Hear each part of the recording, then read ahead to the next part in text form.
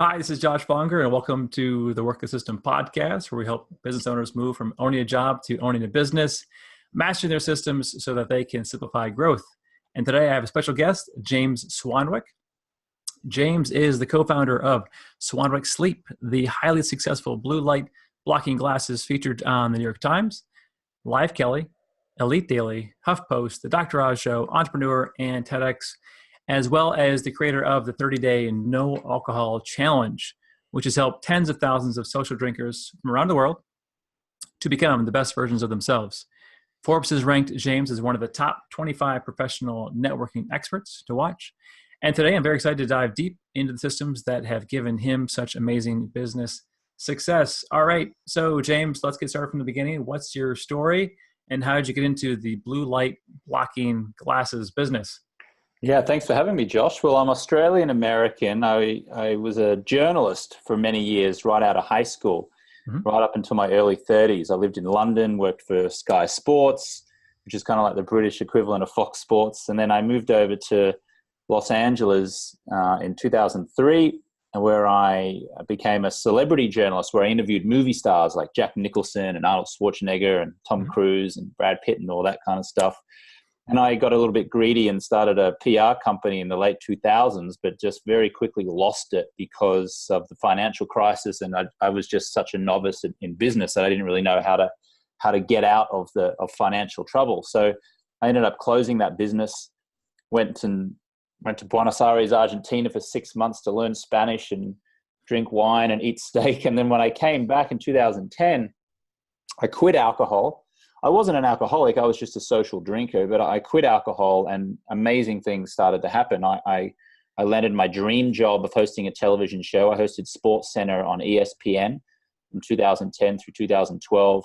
And then I quit to go and be an entrepreneur. Really struggled for about 18 months, really struggled. And it was pretty soul destroying as a man, in his late 30s with hardly any money coming in. And then I invested in a business coach, and then that's when things started to turn around. And I created this program called the 30-day no alcohol challenge, which now helps people quit drinking. Another program called Project 90, which helps entrepreneurs quit drinking for at least 90 days. And then I created these blue light blocking glasses called Swannies that I'm wearing on my face right now, and as part of a sleep company called Swanwick Sleep. And now I help people sleep better through our sleep products. So that's kind of got me to where we are now. And I guess you could say I'm a healthpreneur in the sense that I create businesses that help people with their health. Awesome. Well, very good. There's a lot to unpack there. And I want to, for those listening, there's a ton here that I want to go through in terms of James's life. But the first place I want to do, since we are business owners listening to this podcast, is the business aspect. So how did you get the idea for Swannies? And then take us through, the start to where it is now, because obviously you're not physically making the glasses yourself. So were you able to make that happen?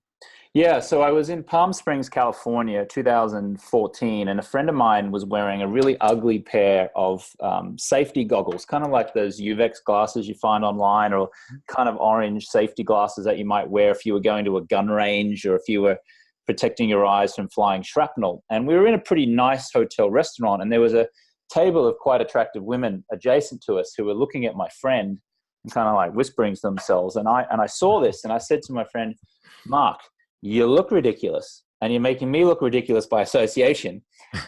Get those ridiculous things off. And he said, no, man, I'm trying to block the blue light. And I said, blue light? What are you talking about? And then he went on to explain that artificial light at night disrupts our melatonin production and therefore compromises our sleep.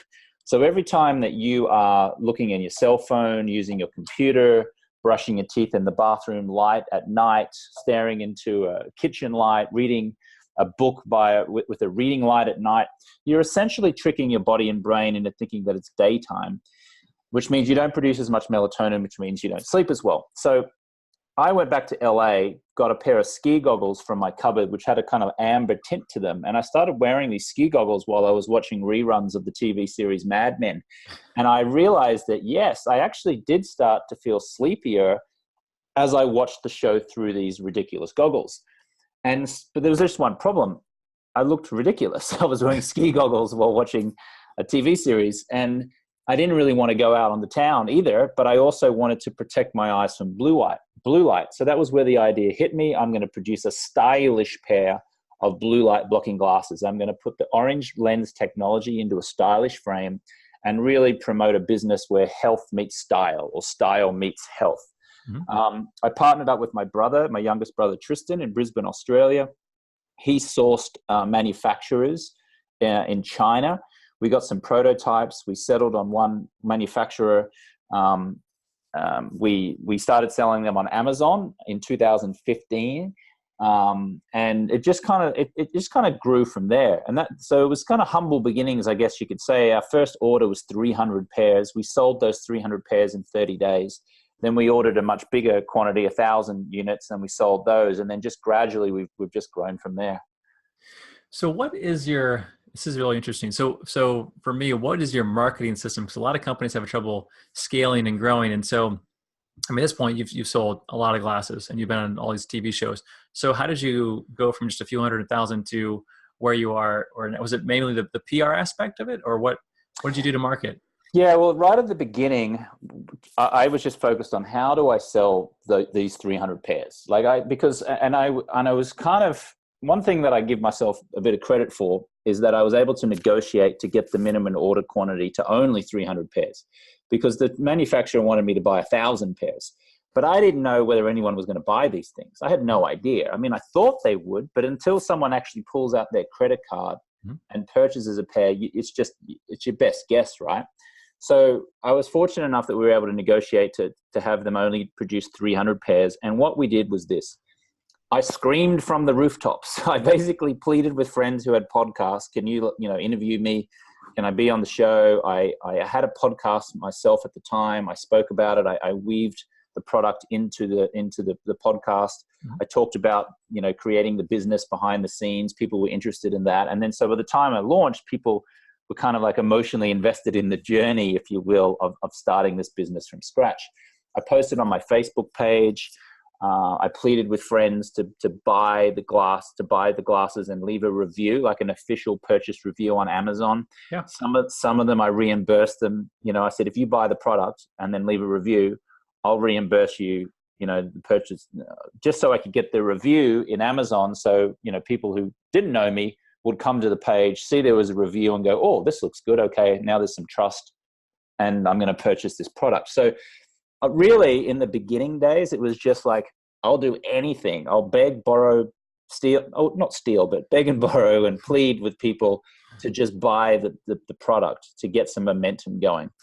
Then after we'd sold those 300 pairs and we'd proven that people were willing to buy them, then it came down to reaching out to press. I live in Los Angeles. I go to events. I ran into celebrities like Arnold Schwarzenegger. I put a pair of glasses on him. I took a photo. I shared that on my social media and said, here's Arnold Schwarzenegger wearing the Swannies glasses.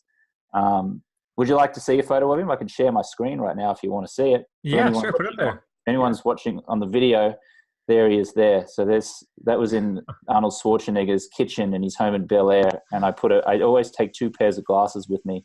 That's great. So I can, in case I run into someone famous. And, and then that gave me authority, like I posted a photo of me and Schwarzenegger and people were like, what are those glasses? What are they? They go to the page, they have a look. And then I started putting a retargeting pixel on our own page, which was swanweeksleep.com. We created a Shopify account. And then anyone who went to the page, we would retarget them with some ads very, very slowly, but surely. We kind of, spent just like, maybe $10 a day on Facebook retargeting ads. And and then it just kind of took off from there. Wow, that's very interesting. So, most people think of cost of advertising as putting out an ad or email campaigns, whatever it might be, physical, direct mail, or digital.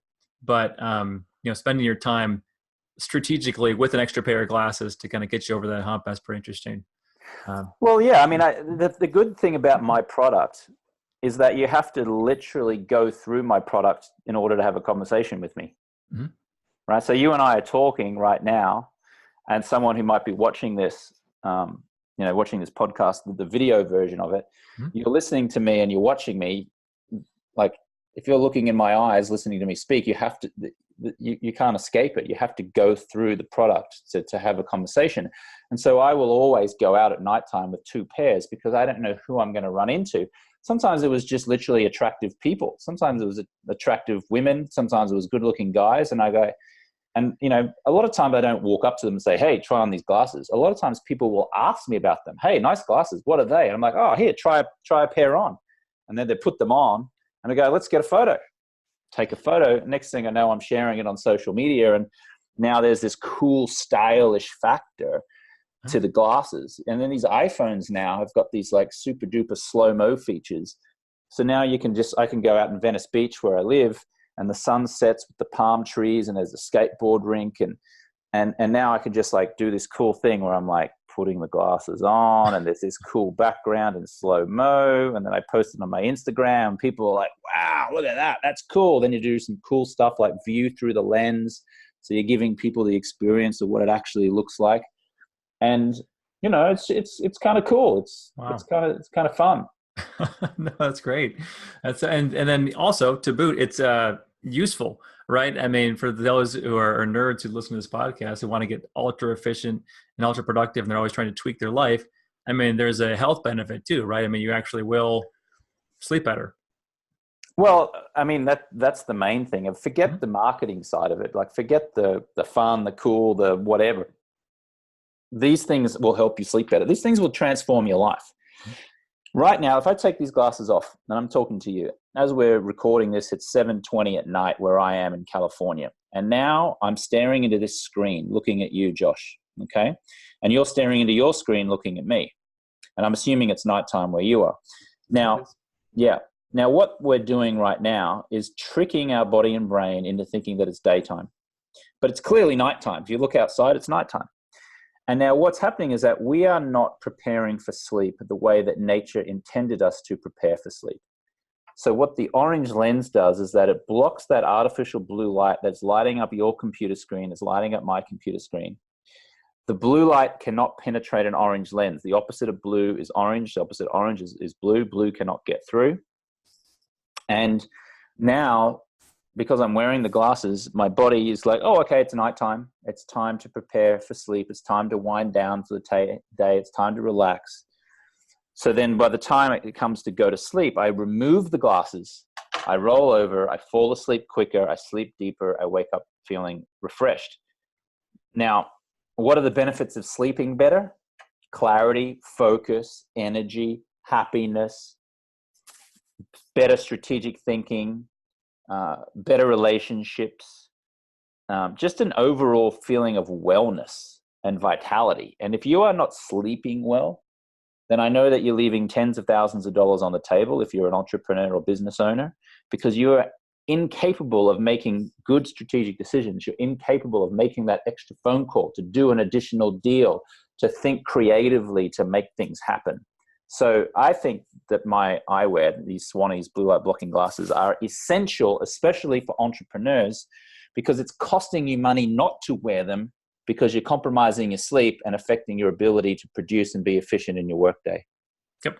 Oh, I couldn't agree more. And, like I was talking to you beforehand, I just got these. My wife has been hiding them from me so the kids don't touch them. But this Put is them going to on. be. Let's see what they look like. I want to see. I haven't even seen myself with them on. I might embarrass myself. No, actually, no. Oh, there you go. Nice. Actually, look like halfway decent.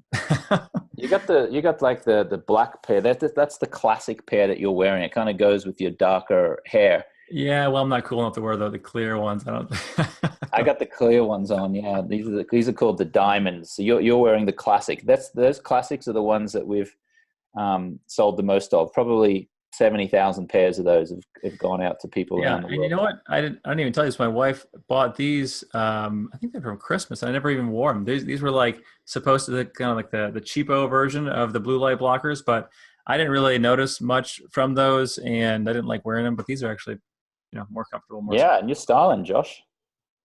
I need some help with that. So, I want to talk a little bit about the health, and there's a lot to go there. But before I forget the idea, the PR aspect of it, because that's something I know very little about, and I know most of my audience doesn't know either. What is, for people who, who have businesses, what is the secret to getting out there and getting the kind of PR and getting the celebrity PR and getting that momentum, because most entrepreneurs have a really hard time, breaking through friends and family. Yeah, I mean, look, I think when you're reaching out to media to get people to write stories about you, you have to think in their interests. You can't just say, "Hey, I've got this cool product. What do you think?" You have to speak in the voice of their readers or their listeners. Like when we started, just before we started recording this interview, Josh, I was saying to you, it's like, I can help I can give your listeners a ton of value on how to sleep better and etc. So you see, I was talking about in your interest. I was talking in the interest of your listeners. What can I do for your listeners? Now, obviously, I'm on your show, and you and I are conversing, and it benefits me because your listeners and your viewers become aware of my products and aware of my brand, and that benefits me. But I'm not talking today about me. I'm sharing my story, obviously, but I'm doing it because I'm wanting to give value to your listeners.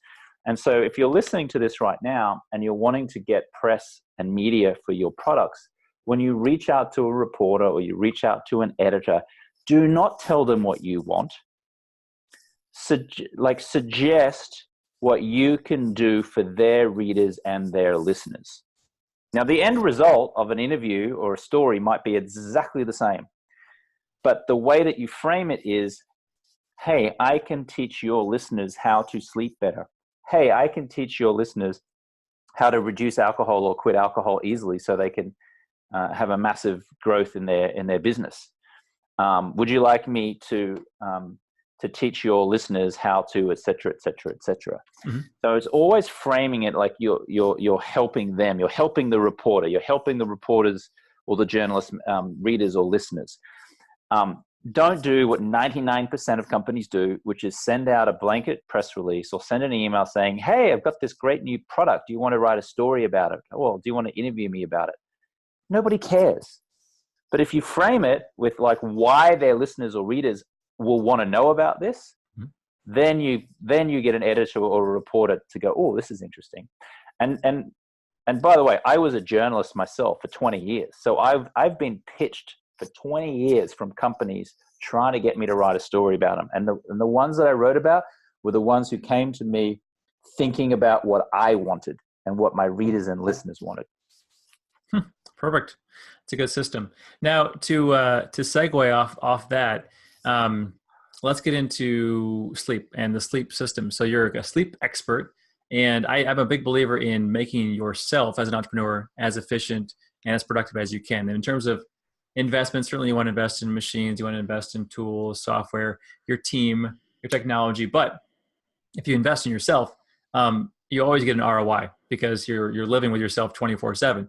So what is the sleep formula beyond just glasses or anything else you learned, sleeping in the morning that actually really works well?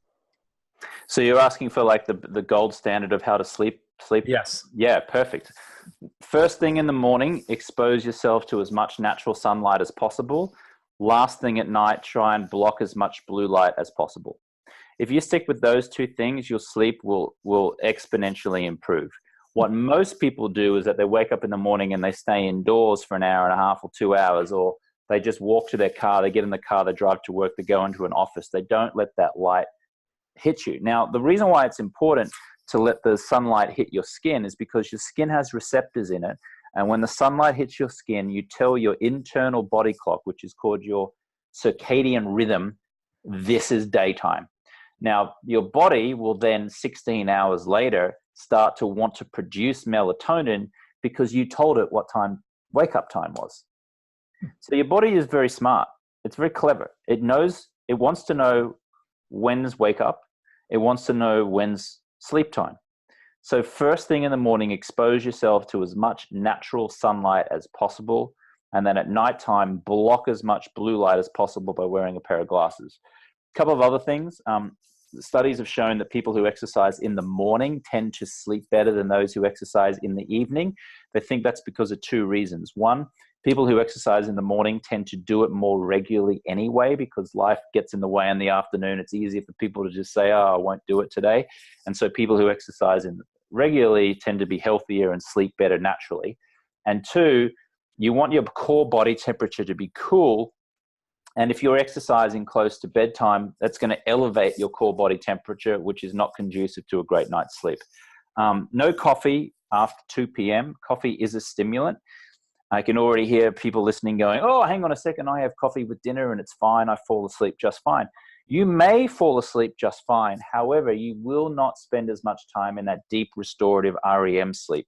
Coffee is a stimulant.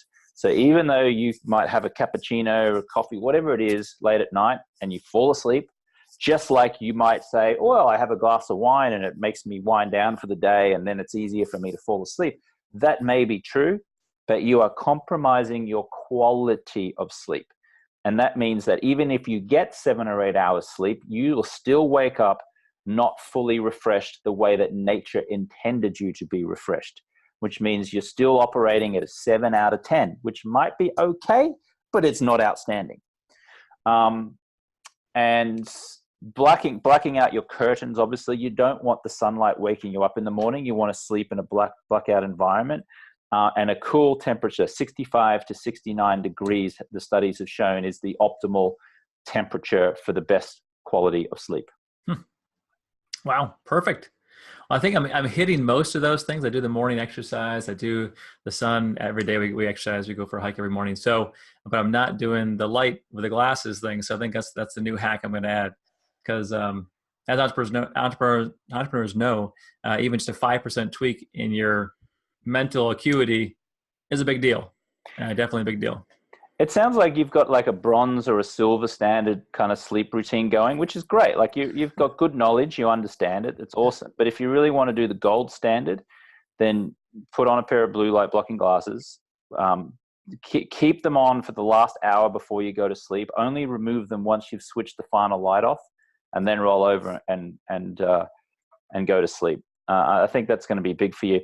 The other thing is, I do get a lot of entrepreneurs always saying, oh, but hang on, I've got that night shift on my iPhone. That's fine, right? And my answer to that is, it's good. I mean, it'll give you like a 3 out of 10 protection. For sure, use it. And also use this software on your computer called Flux, which naturally reduces the blue light exposure on your screen, or make your screen go an orange color at the nighttime.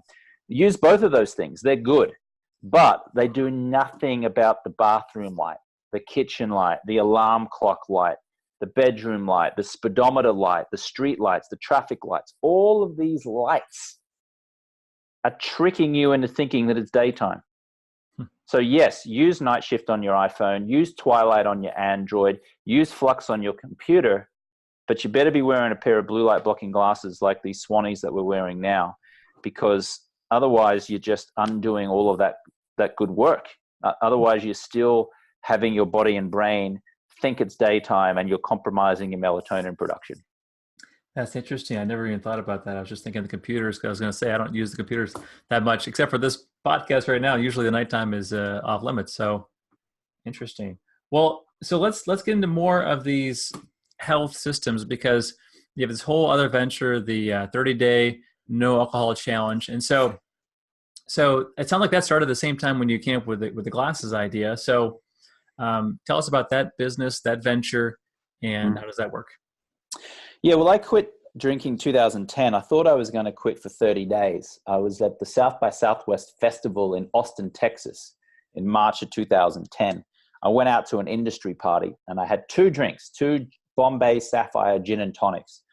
I went back to my hotel about 20 minutes outside of downtown Austin, went to sleep, woke up the next morning, not hungover, but just kind of feeling very average, like I could taste the gin in my mouth from the night before. And I was just a little bit, like lethargic. And I looked in the mirror and I was like, damn, I've put on a bit of weight, like probably 25 pounds over 18 months. Not a huge amount, but enough that it was noticeable. And I just felt blah. It wasn't like I was rock bottom. It wasn't like I was an alcoholic.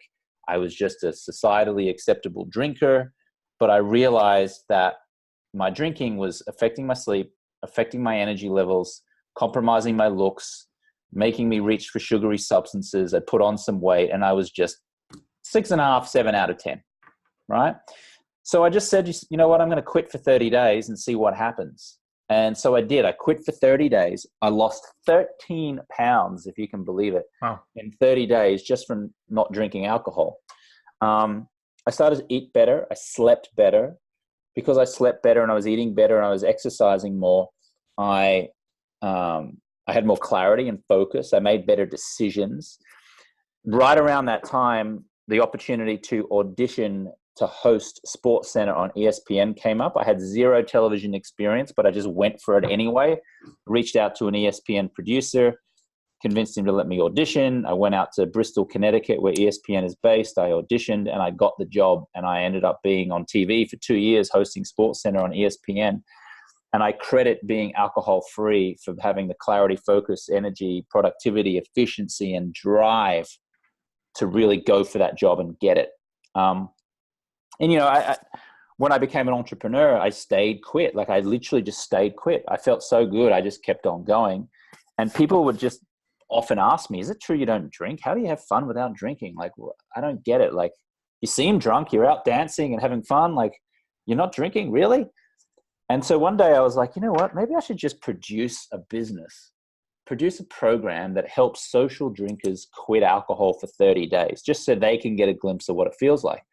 And so I said to myself, you know what? I'm just going to record 30 videos. I'll create a program where anyone who signs up to my 30-day no alcohol challenge, I'll send them a video a day for 30 days to keep them on track.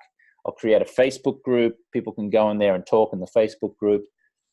And let's just see. And then I produced this product in 30 days. I sold my first product on Super Bowl Sunday, 2000 and maybe 14, I think it was, maybe 2015, for $67.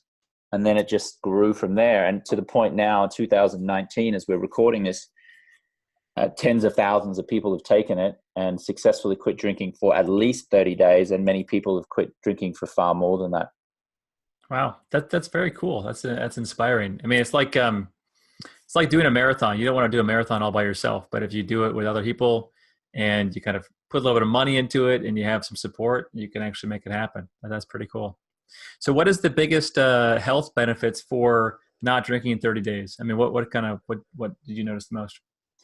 Well, you lose weight. If you're carrying a few extra pounds, you lose some fat. Because you lose some fat and you give your body a break from the alcohol, your hormones are in check. Your metabolism works the way that your metabolism is supposed to work.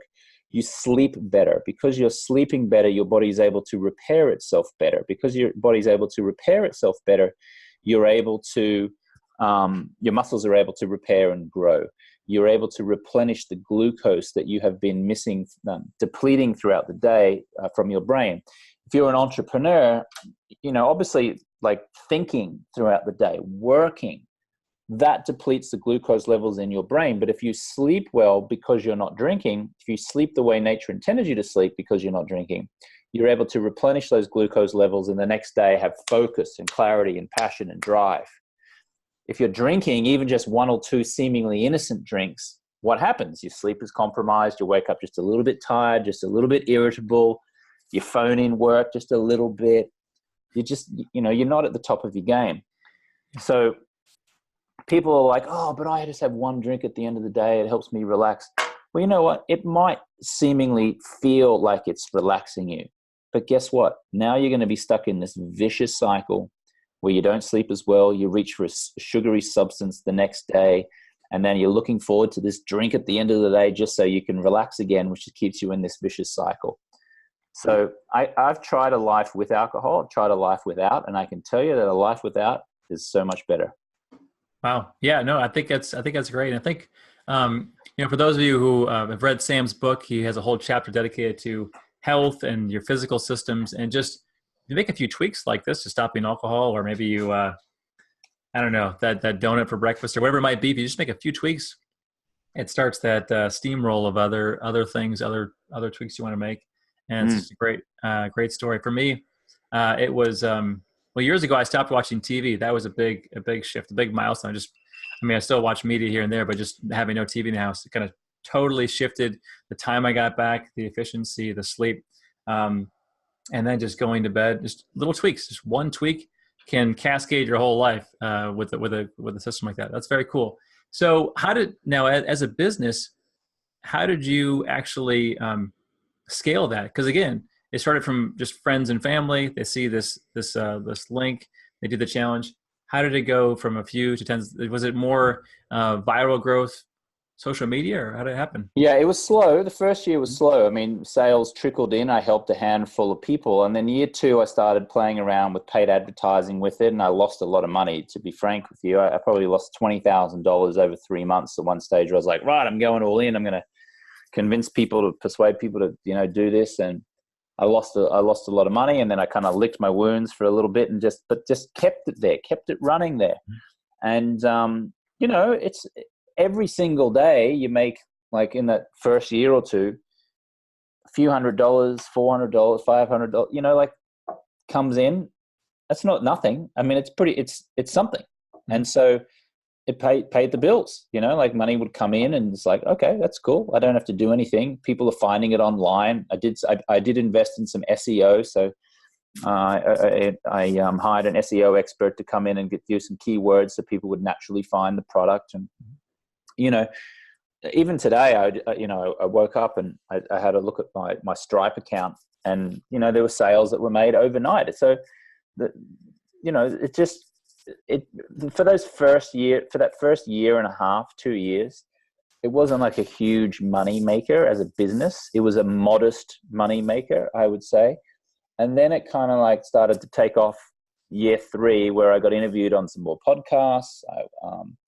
I got interviewed in Yahoo Health, Entrepreneur Magazine, and Forbes Magazine interviewed me about it. I did some YouTube videos. Some of them did really well. Some of them didn't. There's a couple videos there that got like 80,000 views. People tend to find that find those kind of videos on YouTube.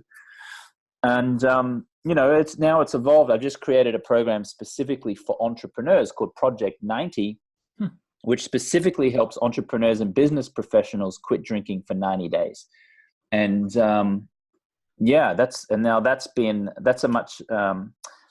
a higher price point than the $67. Like the 30-day no alcohol challenges remain $67 for 4 or 5 years. And then the Project 90 is considerably more than that. And entrepreneurs who've been doing that can see a massive return on investment from when they invest in themselves and quit drinking for 90 days. They end up generating, much more money than what they invested, because they've got that clarity and that focus to be able to make strong strategic business decisions. That's very cool. I'll have to check that out. Project 90. Well, very good. Well, so what's your next business venture? So now that you have the glasses, you got the Project 90. Yeah. I've been guilty in the past of chasing shiny objects and trying new businesses. I started a business last year called Floral Kicks at floralkicks.com, and it was floral patterns on Converse shoes, and I took a percentage of the sales and donated them to a charity which delivers bouquets of flowers to the elderly in nursing homes and to the sick in hospitals. And that was really fun, but it was also distracting me from my two main businesses, which is Swan Week Sleep and also the no alcohol business. Having said that, I have this idea for a coffee company. I want to create a coffee brand. And I might do it underneath the existing brand of Swanwick. I might call it Swanwick Coffee. I might call it Swannies Coffee. I'm not sure. I might call it something else. But the next product, I kind of want to go into the mainstream. I want to do like a mainstream product, because as good as effective as I know that these blue light blocking glasses are, it's still relatively niche in the broad scope of life. Most people know what coffee is, but most people do not know what blue light blocking glasses are or do. Most people understand what alcohol is, but most people don't really want to quit alcohol. They want to just stay on the monotony and the routine of drinking alcohol. So kind of what I want to do is I want to go for like the mass market, something that everyone understands, like coffee. So I think that'll be my next business. Well, very good. Well, I have another business idea for you. Once we go offline, I want to talk to you about a little bit, have to do with glasses. My dad actually used to be is an optometrist, retired now. So I got another idea I want to share with you about glasses, but we'll save that for offline. Well, very cool. Coffee. Well, I'll have to hear about that because that's certainly something that is right up my alley. Well, I know we're kind of out of time here. James, I want to ask you one more question, which is what's one thing you'd like to leave with the entrepreneurs who listen to this podcast with regards to anything really, efficiency, systems, or entrepreneurship in life? What do you want to leave them with before we sign off? Yeah, I mean, I would just say put a high priority on your health, because when you do, money will flow into your life. If you sleep better by blocking blue light at nighttime, then you'll sleep better, and you'll perform better, and you'll make more money, and you'll help more people. Likewise, if you reduce or quit alcohol, exactly the same thing. So, like you were saying about 10 minutes ago, Josh, a whole cascade of healthy habits can happen from just one habit change. So whether it's blocking blue light at night, or whether it's reducing or quitting alcohol, or both, doing those things should open up a cascade of other healthy habits, which will just transform your life. Mm-hmm. Perfect. And people who they want to find out more information about the sleep or the alcohol, what websites should they go to? Yeah, 30daynoalcoholchallenge.com is the main one for quitting alcohol for 30 days. If you're an entrepreneur and you want to join a group of other entrepreneurs who are also quitting alcohol, you can go to jamesswanwick.com/project90. jamesswanwick.com/project90. And if you're interested in the glasses, swanwicksleep.com, SWANWICK. We're also on Amazon as well. You could just type in Swannies or Swanwick, and you'll find us on Amazon there as well. Perfect. Well, this is fun. I learned a lot and really enjoyed it, James. So thanks again for being on the podcast. And thanks, everyone, for tuning in today to the Work the System podcast. Look forward to sharing another podcast with you next week, helping you grow your business with systems so you can work less and make more. Thanks, everybody.